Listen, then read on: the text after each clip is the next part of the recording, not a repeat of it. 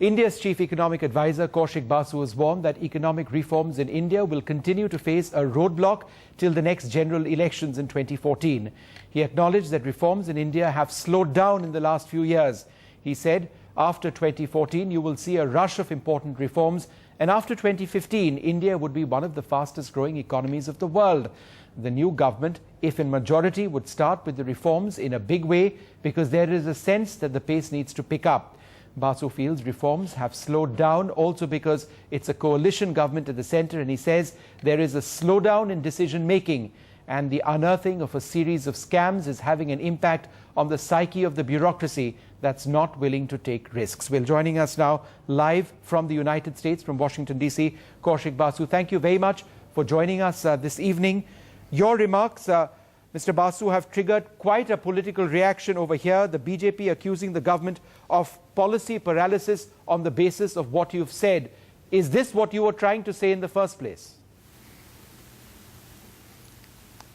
Vishnu, I was listening to you, so the summary was alternating between what I actually said and what I did not say. Okay. So let me clarify.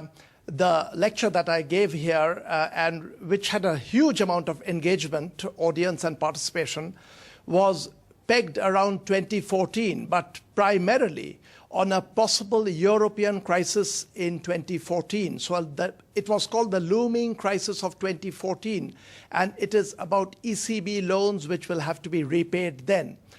Incidentally, we were also talking about the Indian reforms, and what I said on that, in fact, was very uninteresting, because this is something that I've said before in India several times, and lots of our leaders have said that indeed there was a slowdown in the reforms and decision over the last year or two, a consequence of coalition politics. And we believe that there are some small reforms which will happen quickly. I believe actually there are a couple of reforms which are likely to happen quickly, but there are also even bigger reforms like GST, which require constitutional amendment, and a minority party government finds it difficult to navigate this. So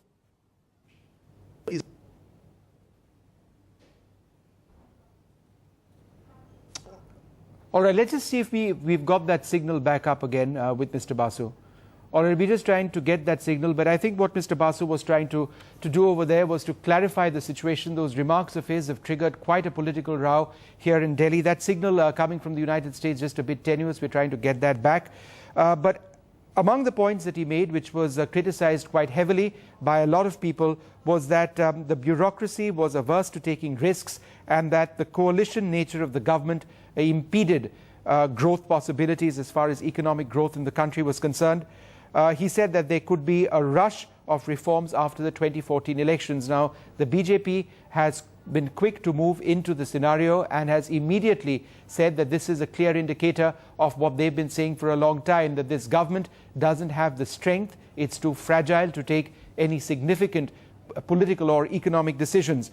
But Mr. Basu over there trying to explain to us that his remarks were made in a particular context, and that context shouldn't be misunderstood. And that context was that between 2014 onwards, and certainly in 2015, the situation in our part of the world would change quite dramatically, as a result of which there would be a resurgence in the economic growth prospects of this region and of India. Now, the BJP says that the trust in alliance partners has waned. It sounds like impending elections, referring directly to the remarks made by Kaushik Basu. So we will try and get back Mr. Basu and try and see if we can get that line up with Washington, D.C.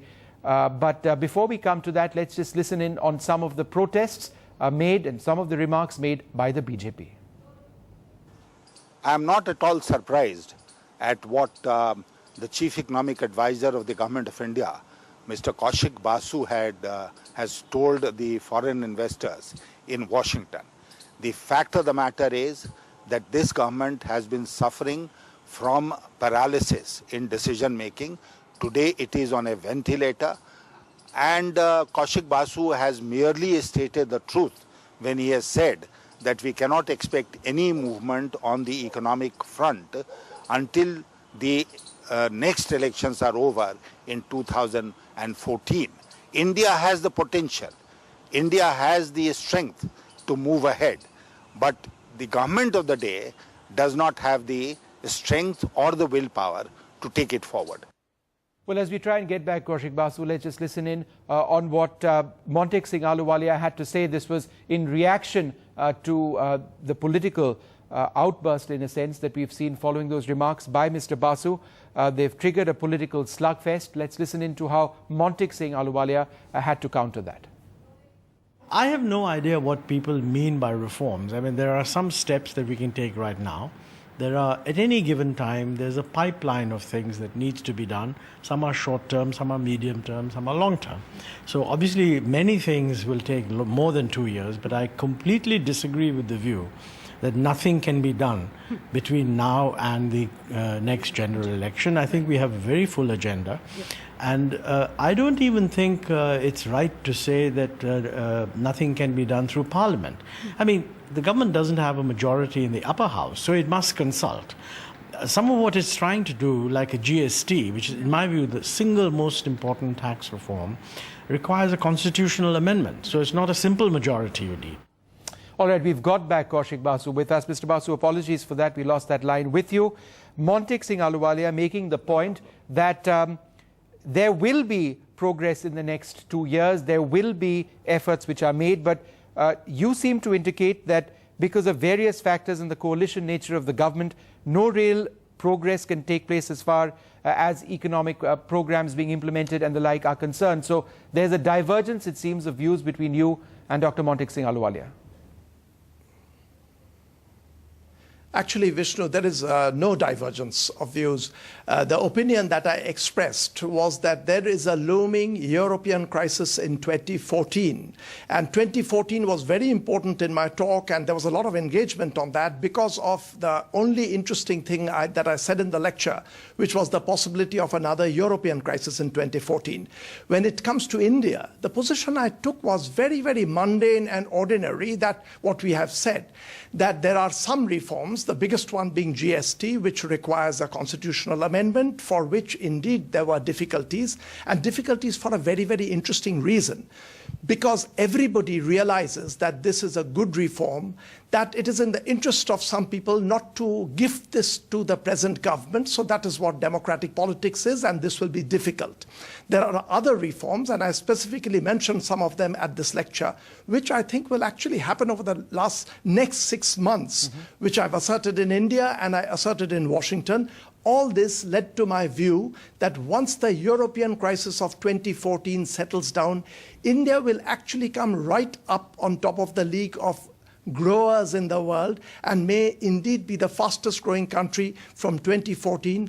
Very little to do with the Indian elections of 2014, but a lot to do with a possible crisis, banking crisis in Europe in 2014. That really was the gist of my talk, and it's pretty much in keeping with what Montek seems to be arguing. But tell me, sir, have you said that the bureaucracy is averse to taking risks given the coalition nature of the government? Because if you've seen this, then that's exactly what the impression the government would not like to make. No, let me clarify again. What I did say, that had nothing to do with the reforms, that because of the corruption and scandals, people are doubly cautious about moving a file. This is a natural human instinct, and there may be some slowdown in everyday decision-making, which has nothing to do with reforms, which is being caused by this. And again, this is something that is rather obvious, mundane, and lots of people, including leaders in the party, and I've said earlier. But the big thing that I was talking about was that there is a possibility of a major global problem in 2014, and India must position itself to come right out in front at the end of that. And in fact, I take the view that India probably will be there, because there is a whole slew of small policy changes which are going on very, very well, including a fiscal consolidation, which we have started in earnest from this year. One final question to you very quickly. Do you believe that politicians are taking advantage of some remarks which you made among an audience which would understand economics? They're trying to gain political capital out of what you said. Is that what you think this is all about? You know, on days on which news happens to be lean, people pick on whatever can be made into news. So I don't think people are doing this deliberately. These things happen. This is media which is wide open, and opposition politicians who speak freely. I actually like those traits about India, and occasionally a remark which is dull. I wish I had said something more exciting than what I said. A remark that is dull gets picked up and creates a storm, and I really don't think that this is anything more than that. All right, sir. Thank you so much for clarifying those remarks of yours, the context in which it was made. I'm sure the BJP and a lot of your detractors, at least detractors for today and yesterday, will be listening in to what you're saying. And so we'll see where this goes tomorrow. Thank you so much for joining us on India Decides on NDTV 24/7. Do you have the NDTV Profit app? All the markets, all the news and your own homemade, ready-made portfolio available there for you.